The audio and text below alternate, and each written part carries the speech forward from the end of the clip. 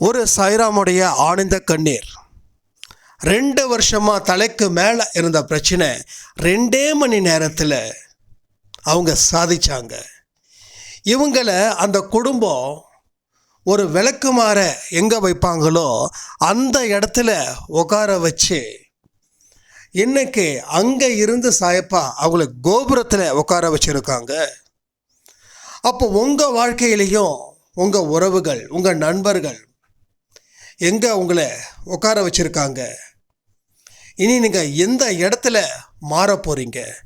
உங்கள் வாழ்க்கையில் என்னென்ன விஷயத்தை வைராக்கியத்தோட செஞ்சால் நீங்கள் சிறப்பான அந்தஸ்தோட வாழ முடியும் அப்படின்றதுக்கான பதிவுகள் தான் இது. ஒரு பெரிய மிராக்கல், ஒரு பெரிய மருந்து இந்த பதிவு நிச்சயமாக உங்களை ஏற்படுத்தும். சாயப்பா என்னைக்குமே உங்களை கைவிடப் போவது இல்லை. பிரியத்தோடு அவர் உங்களை தேடி வந்திருக்காரு அப்படின்னா அதுக்கு நீங்கள் நிச்சயமாக அதிர்ஷ்டம் பண்ணவங்கள தான் இருக்க முடியும். ஸோ இது எல்லாருக்கும் போய் சேராது, பர்டிகுலராக உங்களுக்கு மட்டும்தான் இந்த ஆடியோ போய் சேரும். இதில் இருக்கிற கருத்துக்கள் உங்களுக்கே.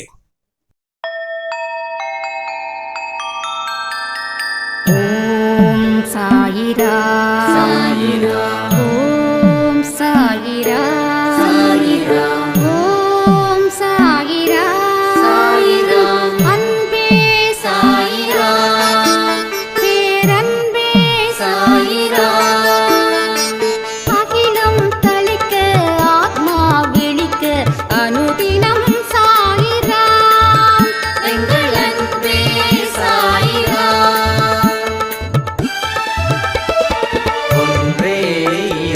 ஒன்றே பூமிக்கென்றும் சாயிரா, சரணம் சாயிரா, நன்றே செய்து வாழ்வோம், நாம் ஒன்றே செய்து வாழ்வோம், அன்பே சாயிரா.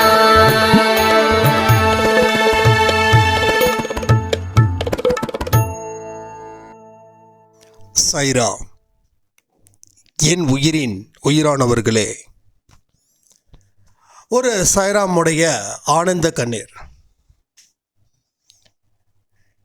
எங்கள் வீட்டில் மொத்தம் 6 பேர். இந்த 6 பேரில் நான் மட்டும்தான் சாயப்பாவை 100% நம்பிக்கையோடு வணங்கினேன்.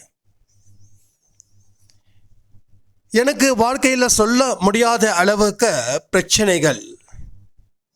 யாருக்கிட்ட சொன்னாலும் ஏண்டா சொன்னோம், சொல்லாமலே இருந்திருக்கலாமே. ஸோ எந்த மனுஷங்கிட்ட சொன்னாலும் அவங்க மூலமாகவும் எனக்கு பிரச்சனை வந்துக்கிட்டே இருந்தது. வாழ வழி தெரியாமல் இருந்த என்னுடைய சொந்த பந்தங்களில் சில பேர், நீ சாய்பாபாவை வணங்கு, நீ நினச்சதை நிச்சயமாக நடத்தி கொடுப்பாரு அப்படின்னு சொன்னாங்க. நானும் பல வருஷமாக அவரை வணங்கினேன். அதுக்கப்புறம் அன்பே சாயில என்னன்னா இணைச்சிக்கிட்டேன். ஒவ்வொரு பதிவுகளை ரொம்ப ஆர்வமாக கேட்டேன். வாழ்க்கையில் எது நடந்தாலும் நாம் அன்பே சாய் ஆடியோவில் சொல்கிறத நிறுத்தக்கூடாது அப்படின்னு. என்னோட கணவர், மாமனார், மாமியாருக்கு கோபம் என் மேலே. எப்போ பார்த்தாலும் இவர் பேசுகிறத கேட்டுக்கிட்டே இருக்க, சாமியாரெல்லாம் நம்பக்கூடாது அப்படின்னாங்க. நான் ஆர்கியூ பண்ணேன். அவர் சாமியாரெல்லாம் இல்லை, அவர் ஆசிரமெல்லாம் வச்சு நடத்தலை, குறி சொல்லலை அப்படின்னு என்னென்னமோ பேசினேன். அடுத்த நாளே ஒரு ஆடியோ நீங்கள் கொடுத்தீங்க, எந்த காரணத்தை கொண்டும் சாயப்பாவோட குழந்தைங்க ஆர்கியூ பண்ணக்கூடாது, ஆர்கியூ பண்ணால் அது லாஸு, கடவுளுக்கு பிடிக்காது அப்படின்னு நீங்கள் சொன்னீங்க. அந்த நாளுக்கு அப்புறம் ஆர்கியூ அப்படின்றதே நான் விட்டுட்டேன். வீட்டில் ஒரு பெரிய சிக்கல். எல்லாருக்கும் ஒரு விதமான பதட்டம் இருந்துச்சு. எனக்கு இல்லை. அப்போ தான் எல்லாரும் என்ன ஒத்து பார்த்தாங்க. எவ்வளோ பிரச்சனை போயிட்டு இருக்கு. இன்னும் 2 நாளுக்குள்ளே நம்ம வாழ்க்கை எப்படி இருக்கும் அப்படின்னு தெரியலையே. நீ என்னடான்னா எதை பற்றியோ கண்டுக்காம இப்பயும் அந்த ஆள் பேசுகிறத, அதாவது என்ன அந்த ஆள் பேசுகிறத கேட்டுக்கிட்டு இருக்கியே அப்படின்னு திட்டம் விழுந்தது. கொஞ்சம் வியப்பாகவும் பார்த்தாங்க. அப்போ நான் சொன்னேன், என் அன்பே சாய் குடும்பம் என்னை எந்த காரணத்தை கொண்டும் ஒரு தோல்வியையோ அவமானத்தையோ வர வைக்காது. அது நிச்சயமாக என்னை காப்பாற்றும் அப்படின்னு.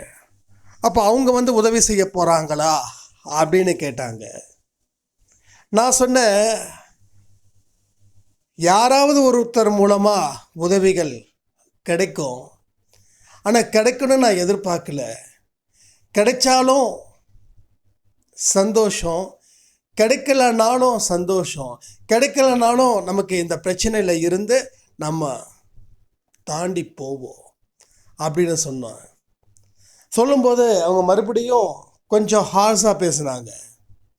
கொஞ்சமாவது கோயிலுக்கெல்லாம் போ, நீ தான் சாமி சாமின்ற, நீ தான் பாபா பாபான்னு 100க்கு 300 தடவை சொல்லிட்டு இருக்க.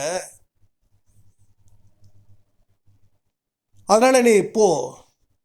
இல்லை, போக மாட்ட அப்படின்னாங்க. என்னோட கணவர் என்னை கையை நீட்டி அடிக்க வந்தார். அப்போவும் அடிக்கிறதுனா அடிச்சுக்கோங்க அப்படின்னு ஓங்கின கையை அப்படியே நிறுத்திட்டு, ஏண்டி இப்படி பண்ணுற, கொஞ்சம் தயவு செய்து கோயிலுக்கு போயிட்டு பிரார்த்தனை பண்ணிக்கோடி, பிரச்சனை ரொம்ப அதிகமாக இருக்குது. நான் 2 நாளில் இந்த குடும்பம் என்ன பண்ண போகுதுன்னு தெரியல. எத்தனை தலை உருள போகுதுன்னு தெரியல. எனக்கு கடன் பிரச்சனை, பேங்க்கில் ஜப்தி, சொந்த வீடு, ஏகப்பட்ட பிரச்சனை. அந்த நிலையில் அவங்க இருக்காங்க. அப்போ நான் சொன்னேன், எனக்கு நம்பிக்கை இங்கே இருக்கு. நான் கோயிலுக்கு போனேன் அப்படின்னா என் நம்பிக்கையை நானே உடைச்ச மாதிரி. எங்கள் அன்பே சாயில் சொல்லியிருக்காங்க, நல்லதுக்கு வைராக்கியத்தோடு இரு அப்படின்னு சொல்லி.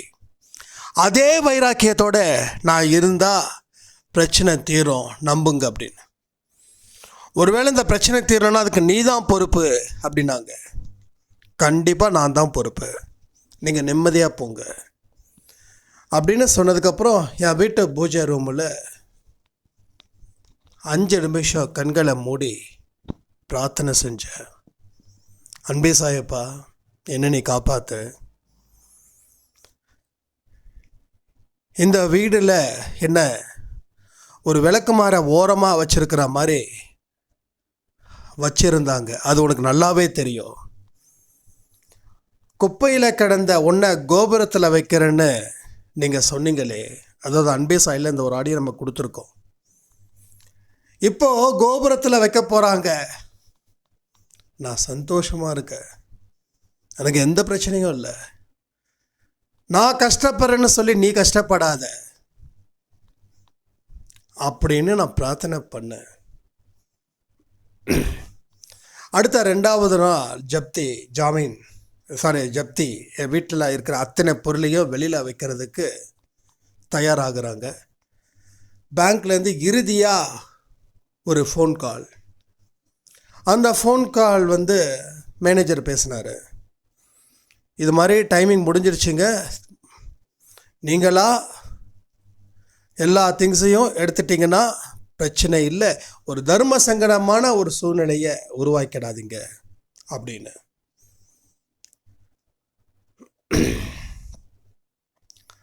அப்போ இவங்க எகைன் பயந்த, சார் இது மாதிரி ஒரு மாதம் மட்டும் டைம் கொடுங்க சார், ஒரே ஒரு மாதம் சார், நான் அதுக்குள்ளே எப்படியாவது நான் அதை கட்டிடுறேன் சார்ன்னு சொல்லி ஃபோனில் கெஞ்சிருக்காங்க. அவர் ஒத்துக்கவே இல்லை. அதுக்கப்புறமா அவங்க கணவர் மறுபடியும் பத்தியா முடிஞ்சிருச்சு எல்லாமே அப்படின்னு சொல்லும்போது, சரி நீங்கள் வாங்க, நம்ம நேராக அந்த பேங்க்கில் போய் மேனேஜர்கிட்ட பேசலாம் அப்படின்னு சொல்லியிருக்காங்க. ஸ்ட்ரைட்டாக இப்போ வந்து பேங்க்கு மேனேஜரை மீட் பண்ணியிருக்காங்க. ஃபஸ்ட்டு அவர் சான்ஸே இல்லை, உங்களுக்கு கிட்டத்தட்ட எத்தனை மாதம் டைம் கொடுத்தாச்சு, இது வரைக்கும் எதுவுமே நீங்கள் கட்டலை, எங்களுக்கும் வந்து பதில் சொல்ல வேண்டிய நிலையில தான் நாங்கள் இருக்கோம், நாங்கள் எங்கள் வேலையை தான் பார்க்குறோமே தவிர இது மூலமாக எங்களுக்கு எந்த விதமான லாபமும் இல்லை. ஒருத்தவங்க அத்தனை வருஷம் குடியிருக்கிறாங்கன்னா அது எங்களுக்கும் தெரியும், ஆனால் எங்களை கைமீறி போயிடுச்சு அப்படின்னு. இல்லை சார், எப்படியாவது கொஞ்சம் பார்த்து பண்ணி கொடுங்க சார் அப்படின்னு இந்த அம்மா கேட்டிருக்காங்க. அதுக்கப்புறம் ரெக்கவரி மேனேஜர் கிட்ட இந்த டீட்டெயில்ஸ் வந்து பேசும்போது அவங்க ஒரே வார்த்தை சொன்னாங்களா, இவங்க நிறைய பேசியிருக்காங்க சார், இப்படி இருக்குது அப்படி இருக்குது, இந்த பிரச்சனை இருக்குது, பட் இந்தந்த ரீசன், இதுதான் இந்த ரீசன், இதுக்கு முன்னாடி நாங்கள் சொன்னது எல்லாமே தப்பிப்பதற்காக சொன்னது, பட் இதுதான் சார் உண்மையான ரீசன், இதுக்கப்புறம் உங்களுக்கு என்ன விருப்பமோ அதை நீங்கள் பண்ணிக்கோங்க அப்படின்னு. அப்போ அந்த ரெக்கவரி டீமில் இருக்கிறவர் சொன்னாரா, உங்களுக்காக ஒரே ஒரு விஷயம் நான் பண்ணித்தரேன், ஒரு சர்டன் அமௌண்ட்டை இதை மட்டும் நீங்கள் கட்டுங்க, 3 மாதம் வரைக்கும் நான் உங்களை தொல்லை பண்ணவே மாட்டேன், உங்களுக்கு சம்மதம்னா எனக்கு சம்மதம் அப்படின்னு சொல்லி, இன்னும் பெரிய அமௌண்ட் கேட்பாங்க அப்படின்ற மாதிரி இவங்க நினச்சிருக்காங்க. அவங்க கேட்டது மொத்தமாக ஏதோ சம்திங் 42,000 என்னமோ, ஆனால் கட்ட வேண்டியது லேக்ஸ் கணக்கில், 42 40 அந்த ரேஞ்சுக்குள்ளே, 40+ அவ்வளோதான், 50 கூட இல்லை. சார் இப்போவே கட்டிடுறேன் சார், ஒரு 10 நிமிஷத்தில் நான் கட்டிடுறேன் சார் அப்படின்னு சொல்லி அவங்க அப்பாவுக்கு, யார் அந்த அம்மாவோட அப்பாவுக்கு, அந்த நம்ம சாய்ராமுடைய அப்பாவுக்கு ஃபோன் பண்ணி, அப்பா எனக்கு எஃப்டி வச்சுருக்கீங்கல்ல அதை எனக்கு உடச்சி எனக்கு கொடுங்க. என்னம்மா, இல்லைம்மா அப்படி இல்லைப்பா, நீங்கள் இப்போ கொடுங்க, இது எனக்கு கடனாக கொடுங்க, என் புருஷன் உங்களுக்கு அடுத்த 15-20 நாளில் உங்களுக்கு கொடுத்துருவாங்க, நீங்கள் எஃப்டி உடச்சி கொடுத்தாலும் கொடுங்க, இல்லை கடனாக கொடுத்தாலும் கொடுங்க. சரி, இது வரைக்கும் நம்ம பொண்ணு ரொம்ப கஷ்டப்பட்டுதாங்க, இப்போ எப்படியாவது கொடுத்துடலான்னு சொல்லிட்டு அவர் கொஞ்சம் அங்கே இங்கே அலைஞ்சி தெரிஞ்சு 40,000 ரூபாய் கொடுத்து அந்த கேஷை அடுத்த 2 ஹவர்ஸில் பேமெண்ட் பண்ணி 3 மாதம் வரைக்கும் நாங்கள் தொல்லை பண்ணவே மாட்டோம். ஆனால் 3 மாதத்துக்கு அப்புறம் கட்டலைன்னா இந்த 40,000 உங்களுக்கு வேஸ்ட்டாக போயிடும், ஏன்னா இது வட்டி கணக்கில் தான் வரும். அதனால் நீங்கள் நல்லபடியாக செய்யுங்க, நாங்கள் நல்லா சப்போர்ட் பண்ணுறோம். நீங்கள் நல்லா சப்போர்ட் பண்ணீங்க, நல்லா கரெக்டாக கட்டிட்டீங்கன்னா உங்களோட என்னால் என்ன பேங்க் சைடில் இருந்து பெனிஃபிட்ஸ் பண்ணி கொடுக்க முடியுமோ ஆஸ் அ டேர்ம்ஸ் பிரகாரம் அதை உங்களுக்கு பண்ணித்தரேன் அப்படின்னு சொல்லியிருக்காங்க. ஸோ இவங்க எதிர்பார்த்தது 1 மந்த்து, பேங்க் மேனேஜர் அவங்க ரெக்கவரி டீமில் இருக்கிறவங்க கொடுத்தது 3 மாதம். இவங்க 1 லட்சம் கூட வரைக்கும் கட்டலான்னு சொல்லி இவங்க ஐடியா பண்ணியிருந்தாங்க. ஏன்னா அவங்க ஏற்கனவே 1 லட்சம் கட்டுறதுக்கு முடியவே முடியாது, நீங்கள் கிட்டத்தட்ட 7.5 லட்சம் ரூபாய் நீங்கள் கட்டி தான் ஆகணும், 7 7.5 அதை கட்டலைன்னா பிரச்சனை அப்படின்னு சொல்லும்போது அவர் அவங்க ஃப்ரெண்டுக்கிட்டெல்லாம் 10,000 20,000 இப்படிலாம் ஏற்பாடு பண்ணி வச்சுருக்கிற மாதிரி பிளான் பண்ணியிருந்திருக்காரு. கடைசியில் அவரே சொன்னாரா, இல்லைம்மா நீ வந்து உங்கள் அப்பா கிட்டலாம் வாங்க வேண்டாம், நான் எனக்கு தெரிஞ்ச ஷோஸ் மூலமாக நான் ரெடி பண்ணிக்கிறேன் அப்படின்னு சொல்லி. ஸோ எவ்வளோ பெரிய சந்தோஷமான விஷயங்கள் நடந்திருக்குதுன்னா, நாம் வைராக்கியத்தில் கெத்தா நின்னோம். இந்த பிரச்சனையை தீர்க்கணும்னு சொல்லிட்டு கோயிலாக ஓடலை, சூடயத்தில் கற்பூரம் காட்டலை, காணிக்க போடலை, வேறு எந்த ஒரு ஆப்ஷனையும் கொடுக்கல. ஏன் என் சாயப்பானை காப்பாற்ற மாட்டாங்க அப்படின்னு அந்த சாய்ராம் நினச்சாங்க பாருங்க, அங்கே அவங்க ஜெயிச்சாங்க. இதெல்லாம் எதுக்கு சொல்கிறேன், இது கொஞ்சம் ரொம்ப பெருசு தான் இந்த ஆடியோ. ஆனால் என்ன நடந்துச்சு அப்படின்னா, நீ வாழ்க்கையில் ஜெயிப்பதற்கு சாயப்பா எவ்வளோ போராடிட்டு இருக்காரு. சாயப்பா எதுக்கு உங்களை தேடி வரணும்? 6 பேர் இருக்கிற குடும்பத்தில் உங்களுக்கு மட்டும் அப்படி என்ன நம்பிக்கையை ஏற்படுத்தியிருக்காரு, ஏன் மீதி இருக்கிற 5 பேருக்கும் ஏன் ஏற்படுத்தலை? அப்போ தெரியுதா உங்களுக்கு, யூ ஆர் எ ஸ்பெஷலைஸ்டு, நீங்கள் சிறப்பு குழந்தை அவருக்கு. ஏன் அப்படின்னா போன ஜென்மத்தில் செஞ்ச புண்ணியம் அப்படிப்பட்டது. போன ஜென்மத்தில் அவ்வளோ புண்ணியம் செஞ்சுருக்கீங்க. அந்த செஞ்சதை விளைவு தான் இன்னைக்கு அனுபவிச்சுட்டு இருக்கீங்க. நம்ம என்னைக்கு நம்மளோட தகுதியை மற்றவங்க இறக்குறோம் அப்படின்னு நம்ம நினைக்கிறோம், நம்ம தகுதியை நாம தான் இறக்கி மற்றவங்க அதுக்கு சரிதான்னு நம்ம செய்கிறோம். இப்போ இவங்க பாருங்க, கேட்ட ஒரே கேள்வி, வீட்டில் விளக்குமாறு ஒரு மூலையில் எப்படி இருக்குமோ அதே போல் என்ன ஒரு மூலையில் உட்கார வச்சாங்க. ஆனால் கோபுரத்துக்கு தூக்கி விடுவதற்கு இது சரியான சந்தர்ப்பம். இது அவங்க கேட்கல, எனக்கு இப்படி சந்தர்ப்பத்தை கொடுன்னு. இது சரியான சந்தர்ப்பமாக இருக்கே அப்படின்னு அவங்க செஞ்ச பிரார்த்தனைன்னு கூட சொல்ல முடியாது. பிரார்த்தனைனா கிட்டத்தட்ட கேட்கறது தான் இல்லை. பிரார்த்தனைனா டெஃபினேஷன் என்னென்னா, என்னோட வேண்டுதலை கடவுள்கிட்ட சொல்கிறோம், கடவுள் அதை ரெடி பண்ணி கொடுப்பாரு. ஸோ கிட்டத்தட்ட ஒரு பிஸ்னஸ் மாதிரி. எனக்கு இது வேணும், ஓகே உனக்கு அது வேணுமா, சரி உனக்கு அதை கொடுக்குறேன். ஆனால் இங்கே பிரார்த்தனை கூட இல்லை, ஒரு ஒரு தெளிவான ஒரு மெசேஜ், இங்கே ஒரு கமிட்மெண்ட். நீ சொன்னப்பா, இப்போ நான் கோபுரத்தில் உட்கார போகிறேன். இப்போ அந்த குடும்பம் அவங்கள என்ன சொல்லுதுன்னா, நீ மட்டும் எவ்வளோ நம்பிக்கை வைக்கல, நீ மட்டும் அந்த மேனேஜர்கிட்ட போய் பேசலைன்னா நான் 2 நாளில் எல்லாமே பறந்துருக்கும், எல்லாமே முடிஞ்சிருக்கும். அப்போது நம்ம ஏற்கனவே இதை பற்றியும் சொன்னோம். என்ன, கடன்காரவங்க வீட்டுக்கு வர வரைக்கும் வெயிட் பண்ணாதீங்க, நீங்கள் அங்கே போய் பேசுங்க, உண்மையாக பேசுங்க, எவ்வளோ முடியுமோ அதை மட்டும் பேசுங்க.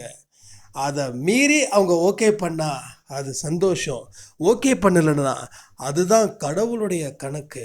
இருக்கட்டும், என்னைக்கோ ஒரு நாள் முடிய போகிறது, இப்பயே முடியட்டும், அந்த நம்பிக்கையோடு நீங்கள் போங்க அப்படின்னு சொன்னோம்ல. சொன்னோமா இல்லையா அன்பே சாயில? எத்தனை பேர் அந்த ஆடியோ கேட்டிருக்கீங்க?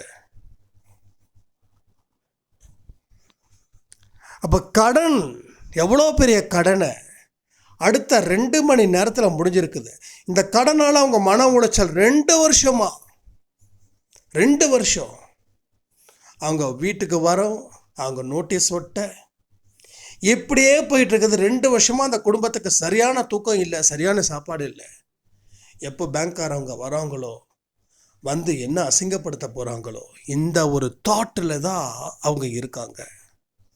இப்படி இருந்தால் எப்படி தூக்கம் வரும்? ஆனால் 2 வருஷம் இருந்த பிரச்சனை 2 மணி நேரத்தில் சாயப்பா முடிச்சாருன்னா எதனால்? நீங்கள் அவர் மேலே வச்சிருக்கக்கூடிய நம்பிக்கை ஒன்று, அதை தாண்டி அவர் உங்கள் மேலே காட்டக்கூடிய பிரியம். எல்லாருக்குமே கடவுள் மேலே நம்பிக்கை இருக்குது. எல்லாரும் என்ன சொல்லுவாங்க, சாயப்பாவை கும்பிட்றவங்க ஒட்டுமொத்தமாக, அது உலகத்திலேயே ஒரு உதாரணத்துக்கு சொல்கிறேன்,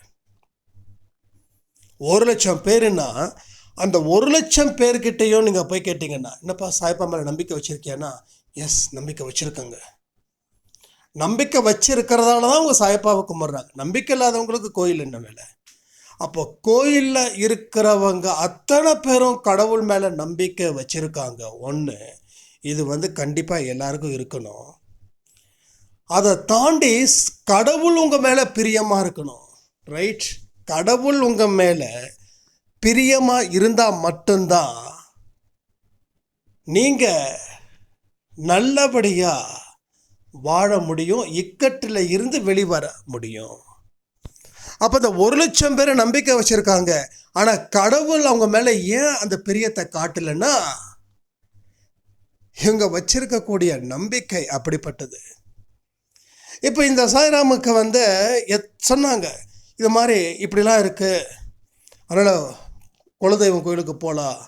நான் மறுபடியும் சொல்கிறேன், மற்ற தெய்வத்தை நான் மதிக்கலைன்னு நான் அப்படி சொல்ல வரல. அப்படி சொன்னால் நான் அழிஞ்சு போயிடுவேன். எல்லா கடவுளும் என்னோட கண்கள் மாதிரி.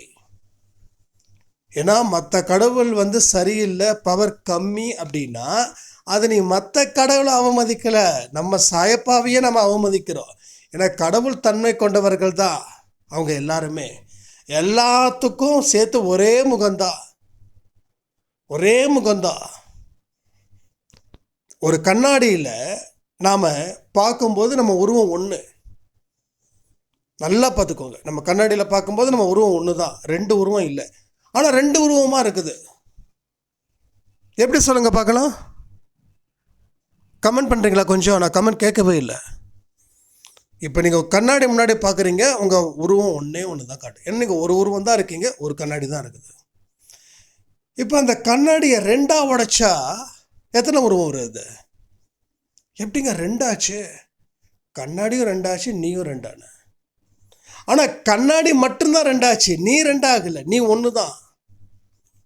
அடுத்தது கண்ணாடி மூணா உடைச்சா 3 உருவம், 4 உடைச்சா 4 உருவம். நீ எத்தனை பீஸாக உடைக்கிறியோ அத்தனை உருவம். அதுதான் கடவுளோட தன்மை. ஆனால் ஒரே கடவுள் தான், பல முகங்கள். புரிஞ்சுக்கோங்க. இதுதான் ஒரு சிம்பிளான எக்ஸாம்பிள்ஸ் மூலமாக உங்கள் மனசில் இருக்கக்கூடிய சந்தேகத்தை சரி பண்ணுங்க. ஏன்னா இதையும் நிறைய பேருக்கு பிரச்சனை இருக்குது. சாய்பாவை கும்பிட்டா ஓகே, எடுத்து மூடிடு, பூஜை ரூமை மூடிடு, அவரை தூக்கி ஓரம் வச்சுட்டு. சென்டராக இருந்த சாய்ப்பா இப்போ எங்கே இருக்கார்? பரிதாபத்துக்குரிய இடத்துல இருக்கார். ஒரு சாய்ராமோட வீட்டுக்கு அன்பே சாய் குடும்பத்தில் இருக்கிறவங்க தான் நான் போல் இன்னொருத்தங்க போயிட்டு என்கிட்ட சொன்ன ஒரே வார்த்தை என்னென்னா, இதுக்கு முன்னாடி அவங்க வீட்டுக்கு போகும்போது சாய்ப்பா சென்டரில் இருந்தார். இப்போ அவங்க வீட்டுக்கு போகும்போது சாய்ப்பா மொத்தம் 3 செல்ஃபு, அந்த 3வது செல்ஃபில் லாஸ்ட் ரோவில் இருக்காரா. எங்கடா இவங்க சாய்ப்பாவை காணோம் அப்படின்னு சொல்லி பார்க்கும்போது அவங்ககிட்ட கேட்டிருக்காங்க, அக்கா எங்கக்கா சாய்ப்பாவோட சிலை ஒன்று வச்சுருந்தீங்களே? அதாம்மா, அது கீழே இருக்குமா. அப்போ எப்படி சாய்ப்பா மேலே இருந்து கீழே போயிட்டார்? அவரே போயிட்டாரா? உங்கள் மனசு வேறு பக்கம் போனதால் அவர் வேறு பக்கம் போயிட்டார். உங்கள் மனசு அவர் பக்கம் இருந்தால் அவர் உங்கள் கூடவே இருந்திருப்பார். அப்போ நீங்கள் சென்டராக ஒரு சாமியை வச்சுட்டீங்க, அப்போ அவரை சென்டராக இருந்தவரை கீழே இறக்கிட்டீங்க. அடி செல்ஃப் நல்லா பார்த்துக்கோங்க. அடி செல்ஃபில் மோஸ்ட்லி நம்ம என்ன வைப்போம்? அதுதான். அப்போ எங்கே வச்சுருக்காங்கன்னா அங்கே வச்சுருக்காங்க. அதுக்காக சாயப்பாவுக்கு நஷ்டமா? சத்தியமாக இல்லை. அவர் எங்கேயுமே ரசித்து தான் உட்காந்துருப்பார். ஏன்னா அவருக்கு நீ எந்த இடத்துல வேணாலும் வை, நீ எங்கே வேணாலும் வை, அதை பற்றி அவர் கவலைப்படுறதே இல்லை. ஆனால் நஷ்டம் யாருக்கு? உனக்கு. ஏன் நஷ்டம்? நீ சாய்ப்பா வச்சதால நஷ்டம் இல்லை. நீ இப்போ எந்த சென்டராக ஒரு சாமியை வச்சுருக்கியோ அந்த சாமியை மறுபடியும் கீழே வரும், சாய்ப்பாக்கு பக்கத்தில் கம்பெனி கொடுக்கும். அப்போ இன்னொரு இடத்துல புதுசாக ஒரு சாமி நீங்கள் வைக்க போகிற. ஸோ இப்படி ஒவ்வொருத்தவங்களும் தனக்கு தேவைப்பட்ட வாழ்க்கை கடவுள் கொடுக்கலன்னு நினச்சி கடவுளை புறந்தள்ளி இவங்க செய்கிறாங்க. அப்போ இது கடைசி வரைக்கும் இவங்க இப்படி தான் இருப்பாங்க, எந்த சாமியையும் நம்ப மாட்டாங்க. அப்போ எந்த கடவுளும் பிரியமானவையா இல்லை. ஏன்னா எல்லாருக்கும் தெரியும், எப்படின்னு தெரியும், சென்டராக ஒரு சாமி வச்சுருக்காங்களே அந்த சாமிக்கும் தெரியும் உன் கர்மா சரியில்லைன்னா நான் உனக்கு எதுவும் கொடுக்க போகிறது இல்லை, அப்போ எனக்கும் கீழே தான் கிடைக்க போகுதுன்னு அந்த சாமி அமைதியாக இருக்கும். சாமி ஏன் அமைதியாக இருக்குதுன்னா, நீ சாமிக்கு பிடிச்ச மாதிரி இல்லையே, நீ கடவுளுக்கு பிடிச்ச மாதிரி இல்லை. அப்போ இன்னொரு விஷயமும் சொன்னாங்க, அதே மாதிரி சாய்ராம் அவங்கள பற்றி நான் குறை சொல்கிறேன்னு நினைக்க வேண்டாம். அவங்களுடைய பிஹேவியர் எனக்கு கொஞ்சம் முகம் சொலிச்சுது. நான் இதை பற்றி டீட்டெயிலாக சொல்ல விரும்பலை. ஸோ உன்னோட தனிப்பட்ட முறையில் ஒழுக்கம் இல்லைன்னா நீ கடவுளை கும்பிட்றதில்ல, கும்பிடாமலே இருக்கலாம். ஏன்னா ஒழுக்கத்தோடு வருதுதா கடவுள் வழிபாடு. ஒழுக்கம் இல்லாததே கடவுள் வழிபாட்டுக்கு துளி கூட சம்பந்தமே இல்லைங்க. பிஹேவியர் சரியில்லைன்னா என்ன ஏதுன்னு நம்ம சொல்லலை, பட் பிஹேவியர் சரியில்லை அவ்வளோதான். நானும் சொல்ல என்னென்னு எனக்கு தெரியாது. பிஹேவியர் சரியில்லைன்னா ஒழுக்கம் இல்லைன்னு அர்த்தம். அந்த ஒழுக்கம் இல்லாதவர்கள் எவ்வளவுதான் கடவுளை வணங்கினாலும் கடவுள் விருப்பப்பட்டு எந்த ஒரு விஷயத்தையும் கொடுக்கல. அப்போ ஏன் கெட்டவர்கள் சந்தோஷமாக இருக்காங்கன்னா கடவுள் கொடுக்குறாங்கன்னு நினச்சிங்கன்னா அது உங்கள் தப்பு. கடவுள் கொடுக்கல. இவங்க போன ஜென்மத்தில் வாங்கிட்டு வந்த புண்ணியம் அதுக்கு கணக்கு இருக்குல்ல. போன ஜென்மத்தில் அவங்க பல நல்லது பண்ணியிருக்காங்க, பல பேருக்கு உதவி செஞ்சுருக்காங்க, காப்பாற்றிருக்காங்க. இன்னைக்கு உதவி செய்யலை, காப்பாற்றலை, ஆனால் அந்த செஞ்ச உதவிக்கு உண்டான பலன்களை அவங்க அனுபவிச்சுட்டு இருக்காங்க. அந்த பலன்கள் முடியும் காலம்னு வரும், அதுக்கப்புறம் கர்மா ஸ்டார்ட் ஆகும். அப்போ இந்த ஜென்மத்தோட லாஸ்ட்லேயோ இல்லை அடுத்த ஜென்மத்தில் தொடக்கத்துலேயோ அவங்க அதில் இருந்து எதிர்த்து போராடணும். இப்போ நாமளும் இங்கே எதிர்த்து போராடிட்டு இருக்கோம். போன ஜென்மத்தில் செஞ்ச குற்றங்கள், மன்னிக்க முடியாத குற்றங்கள், எத்தனையோ பேரோட வாழ்க்கையில் நாம் எதேதோ செஞ்சுருக்கோம். செஞ்சதன் விளைவு அவங்களுக்கு அந்த துன்பம் நமக்கு கிடைச்சிருக்குது. பட் இன்னைக்கு நாம் செய்யக்கூடிய அத்தனை விஷயங்களும் ஒரு ஆன்மாவில் பதிவுகளாக நிற்கும். அப்போது எந்த ஒரு இடத்துலையும் நான் எந்த குற்றமும் செய்யக்கூடாது அப்படின்னு அந்த ஆன்மாவில் அந்த பதிவுகள் எப்படி இந்த கல்வெட்டில் எழுதினதை அழிக்க முடியாதோ, அதே மாதிரி ஆன்மாவில் எழுதின உருக்கமான பதிவுகள் எந்த ஜென்மத்திலையும் அழிக்க முடியாது. அப்போ அழிக்க முடியாதுன்னா ஒவ்வொரு இடத்துலையும் நினைவுக்கு வரும். நீங்கள் எவ்வளோ பெரிய கோடீஸ்வரனாக இருந்தாலும் சரி, யாருக்கும் எந்த துரோகமும் செய்யக்கூடாது. எல்லாருக்கும் நம்மளால் முடிஞ்ச அளவுக்கு உதவிகள் செய்யணும், கடவுளை வணங்கணும், கடவுளை பார்த்து பயப்படணும், கடவுள் மேலே அன்பு வைக்கணும், கடவுள் மேலே பக்தியும் வைக்கணும் அப்படின்ற தாட்டு ரொம்ப இயல்பாகவே வரும்.